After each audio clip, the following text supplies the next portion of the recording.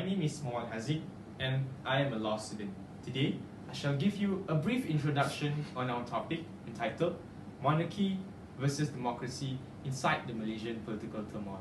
At the outset, we are indirectly divided with a different set of ideologies when it comes to political sentiment. Nonetheless, what happens if those ideologies or beliefs clashes? What happens if those ideologies or beliefs clashes, not between individuals or even community, but on a bigger scale?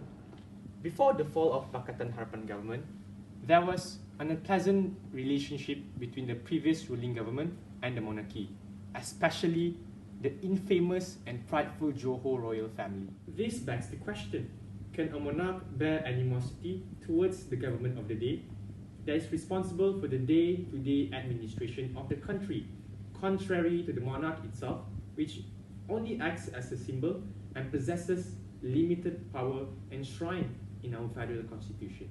What are their limitations?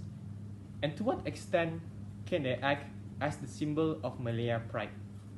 Before touching on that point, allow me to give you a brief history on our rulers.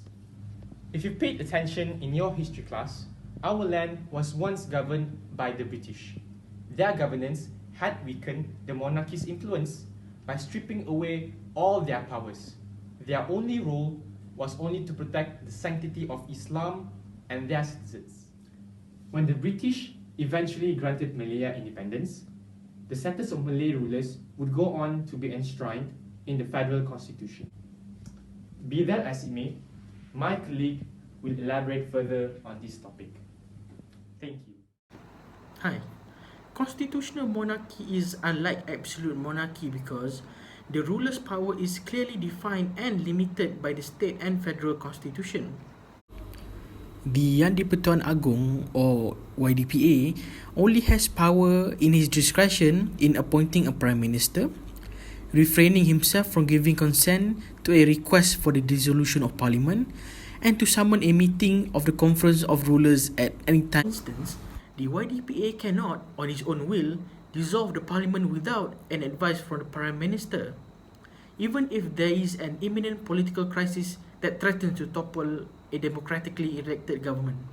Basically, constitutional monarchs must stay above politics. If the royals interfere with politics, then the very system of parliamentary democracy and constitutional monarchy will be decimated. We would have a situation where the royals would exercise power arbitrarily because of their influence among the majority. It does not just weaken democracy, it could lead to real conflict. The society will be deeply divided in the sense that the royalists will favour the sultan and the democrats will favour the elected government. There will be an imminent clash of two opposing views that could potentially lead towards violence and anarchy. In all such clashes, no one wins absolutely. Both sides lose. It is a question of who loses more than the other.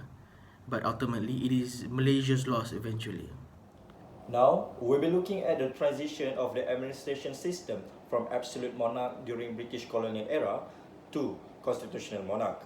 Unlike an absolute monarch, the rulers got all powers in his hand. Meanwhile, in constitutional monarch, the ruler powers are defined and limited by the federal and state constitution. As we all know, the Yang di-Pertuan Agong is the key and the head state of Malaysia. However, the Highness is act by virtue of the Article 40 Clause 1 and the Article 40 Clause 1 Paragraph A, which say very precisely that the Yang di-Pertuan Agong acts on the advice of the either Prime Minister or of a minister authorized by the Cabinet. Formally, put this Article 4 of the Federal Constitution first if someone is trying to argue that the King or Sultanate has power over everything. Article 4 stated that this constitution is the supreme law of the federation. Neither Sultanate nor executive could easily abuse their power. In other words, king or even his royal families are abided by this constitution. They cannot run or think that they are immune to the law, and they also shall be punished if doing assault a person by using golf stick. At the end, the royal families are the head or conscience of Malaysia. It is unnecessary for people to go down the road doing the demonstration stuff since it will cause only havoc. Always remember the declaration of Rukun Negara in number 2, loyalty to king and country. The formation of our current government, Perikatan Nasional, is an unprecedented turn of events in the history of our country. Some people say they don't want the backdoor government to govern the country without the mandate of the people because there was no general election, and thus a disgrace to our democracy. How could that be? To put in simple terms, Perikatan Nasional Government was formed within the democratic process through a genuine procedure by the Yang di-Pertuan Agong through His Majesty's exercise of his constitutional duties.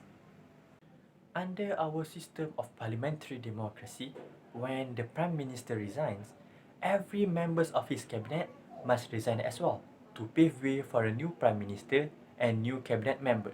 Hence, the Yang di-Pertuan Agong immediately assumes a statutory obligation to exercise his executive power, which is vested in him subject to the Article 39 of the Federal Constitution. This is a very urgent task for the Yang di-Pertuan Agong to form a government immediately.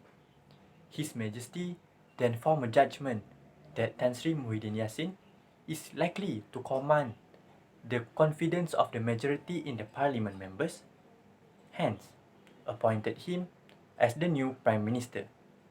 Having done so, the Yang di-Pertuan Agong also elected the new cabinet members as advised from the Prime Minister in accordance to the Article 43 Clause 2 of the Federal Constitution. Due to all the reasons I stated before, the Perikatan Nasional Government was established in compliance with Constitution and the rule of law.